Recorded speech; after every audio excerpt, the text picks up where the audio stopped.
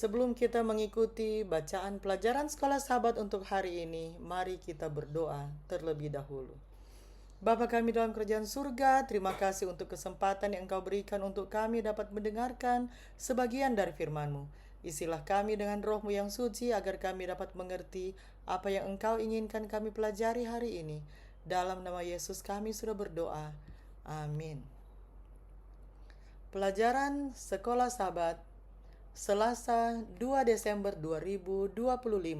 Pelajaran yang ke-10 di triwulan yang keempat. Judul pelajaran sekolah sahabat kita untuk hari ini adalah Yosua Sang Tipe. Dalam terang tipologi Alkitab, apakah signifikansi dari beberapa paralelisme antara kehidupan Musa dan Yosua? Kita ikuti bacaan-bacaan dari ayat-ayatnya.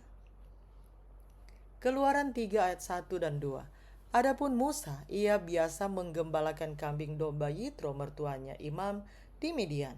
Sekali ketika ia menggiring kambing domba itu ke seberang padang gurun, sampailah ia ke gunung Allah, yakni gunung Horeb. Lalu malaikat Tuhan menampakkan diri kepadanya di dalam nyala api yang keluar dari semak duri. Lalu ia melihat dan tampaklah semak duri itu menyala, tetapi tidak dimakan api. Yosua 1 ayat 1-3. Sesudah Musa hamba Tuhan itu mati, berfirmanlah Tuhan kepada Yosua bin Nun, abdi Musa itu demikian. Hambaku Musa telah mati, sebab itu bersiaplah sekarang, seberangilah sungai Yordan ini, engkau dan seluruh bangsa ini menuju negeri yang akan kuberikan kepada mereka, kepada orang Israel itu. Setiap tempat yang akan diinjak oleh telapak kakimu, kuberikan kepada kamu, seperti yang telah kujanjikan kepada Musa. Bilangan 13 ayat 1 dan 2. Tuhan berfirman kepada Musa, suruhlah beberapa orang mengintai tanah Kanaan yang akan kuberikan kepada orang Israel. Dari setiap suku nenek moyang mereka haruslah kau suruh seorang, semuanya pemimpin-pemimpin di antara mereka. Yosua 2 ayat 1.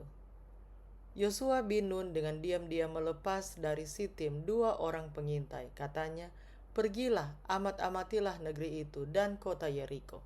Maka pergilah mereka dan sampailah mereka ke rumah seorang perempuan sundal yang bernama Rahab, lalu tidur di situ. Keluaran 3 ayat 5. Tuhan, lalu ia berfirman, janganlah datang dekat-dekat, tanggalkanlah kasutmu dari kakimu, sebab tempat di mana engkau berdiri itu adalah tanah yang kudus. Yosua 5 ayat 15. Dan panglima bala tentara Tuhan itu berkata kepada Yosua, tanggalkanlah kasutmu dari kakimu, sebab tempat engkau berdiri itu kudus. Dan Yosua berbuat demikian. Seperti yang kita temukan di pekan pertama, Yosua ditampilkan sebagai Musa baru yang dalam kehidupan generasi kedua mengulangi langkah-langkah paling penting mengenai eksodus dari Mesir. Sama seperti Musa, dia ditugaskan melalui perjumpaan pribadi dengan Tuhan.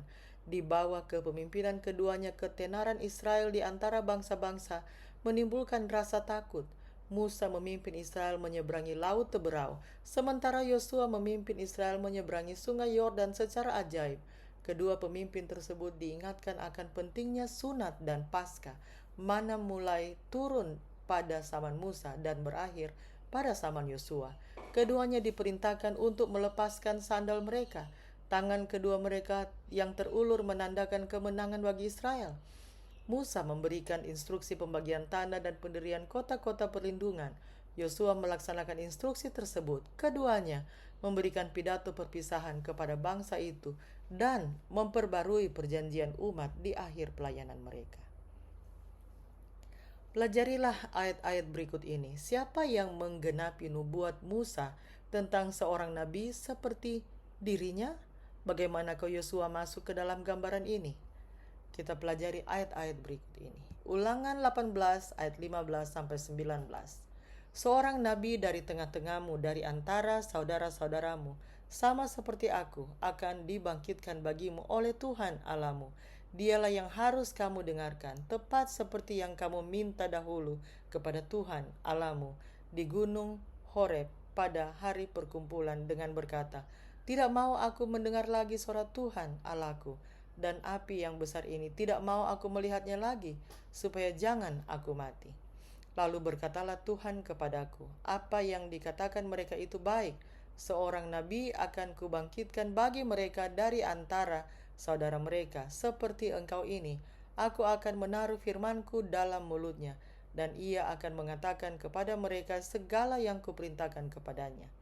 Orang yang tidak mendengarkan segala firmanku yang akan diucapkan nabi itu demi namaku, daripadanya akan kutuntut pertanggungjawaban.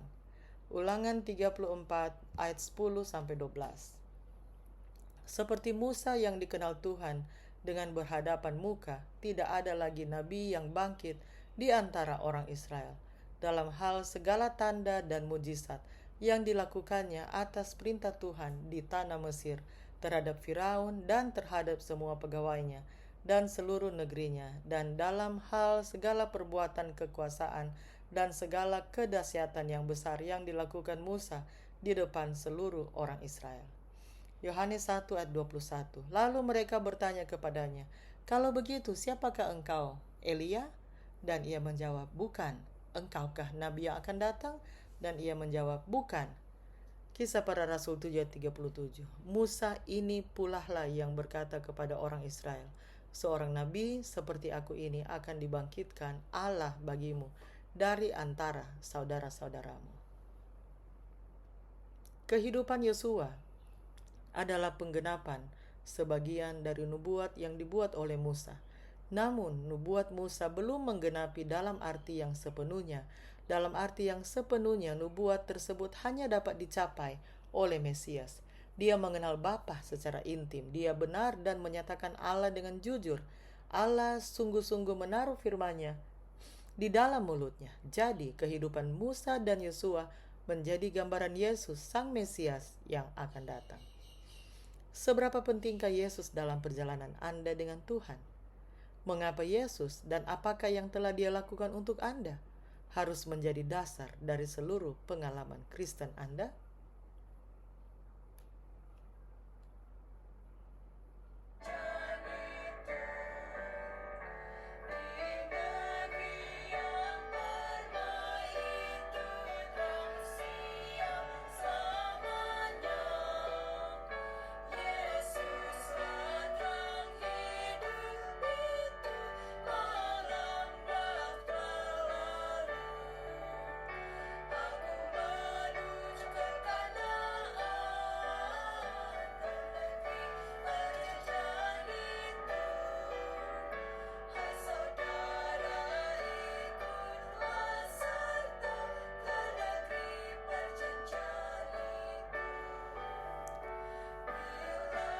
Bapa di surga, terima kasih karena Engkau telah mengizinkan kami mempelajari sebagian dari firman-Mu tentang Yosua, sang tipe, yang menggambarkan tentang Engkau, tentang kedatangan-Mu bagi umat-umat-Mu. Terima kasih ya Tuhan untuk kasih-Mu yang Engkau berikan kepada kami semua. Terima kasih karena Engkau rela untuk berkorban bagi kami, sehingga kami dapat mempunyai pengharapan untuk memasuki Kanaan yang Engkau telah sediakan bagi kami di saat Engkau datang yang kedua kali. Kasih-Mu kiranya terus bersama-sama dengan kami ya Tuhan. Tuntunlah kehidupan kami senantiasa. Kiranya kehidupan kami semakin hari akan semakin dekat kepadamu. Terima kasih ya Tuhan untuk janji penyertaan-Mu bagi kami. Di dalam nama Yesus kami sudah berdoa. Amin. Demikianlah pelajaran Sekolah Sabat Selasa 2 Desember 2025. Sampai bertemu di pelajaran Sekolah Sabat selanjutnya. Tuhan memberkati.